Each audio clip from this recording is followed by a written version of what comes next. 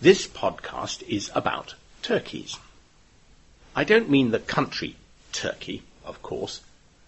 I mean the big birds that many people eat at Christmas. There is a picture on the website if you want to know what a turkey looks like. A few days ago, the newspapers reported that a man named Bernard Matthews had died. He was 80 years old, and he was the biggest turkey farmer in Britain, and possibly in the world. There is an English expression, a self-made man.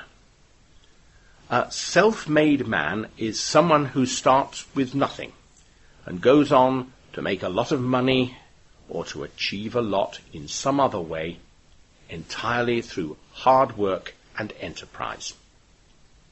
Bernard Matthews was a self-made man. He left school when he was 16 years old, without any formal qualifications. When he was 20, he bought some turkey eggs in a market and a second-hand incubator. An incubator is a device for keeping eggs warm so that the little birds inside them can hatch.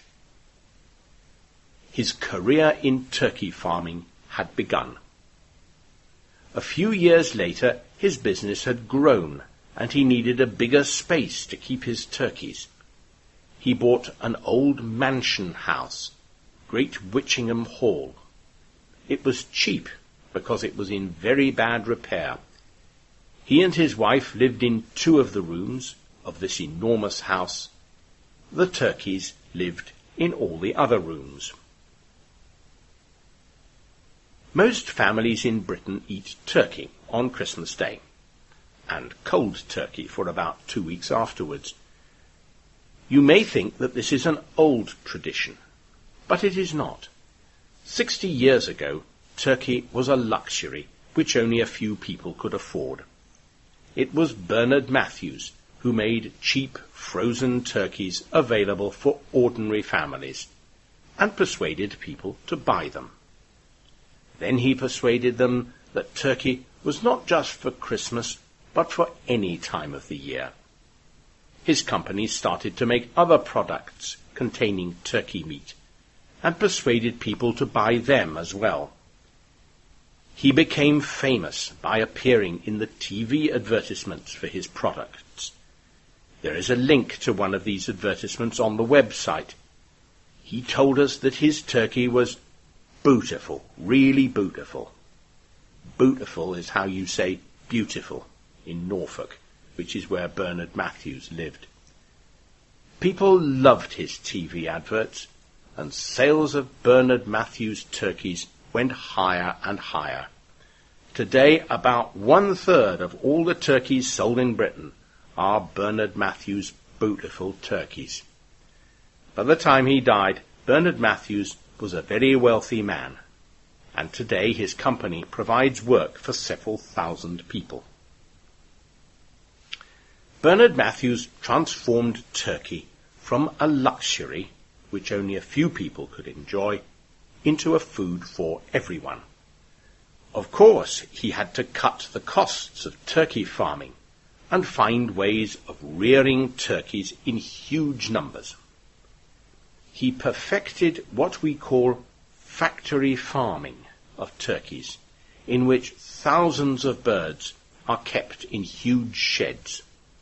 He bought several old military airfields and covered them with turkey sheds. He also perfected ways of turning turkey meat into convenience foods for busy people. In recent years, people have begun to criticize factory farming methods. They say that the birds are overcrowded and kept in near darkness, and that they do little except eat and put on weight until they are about 6 months old, when they are taken to be slaughtered. The birds require large doses of antibiotics and other medicines because they are so crowded.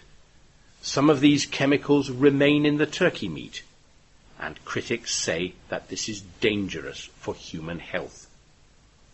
Processed turkey products, like other fast foods often contain water, added chemicals, and low-grade meat.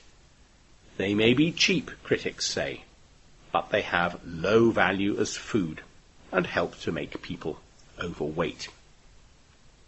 So, what do you think?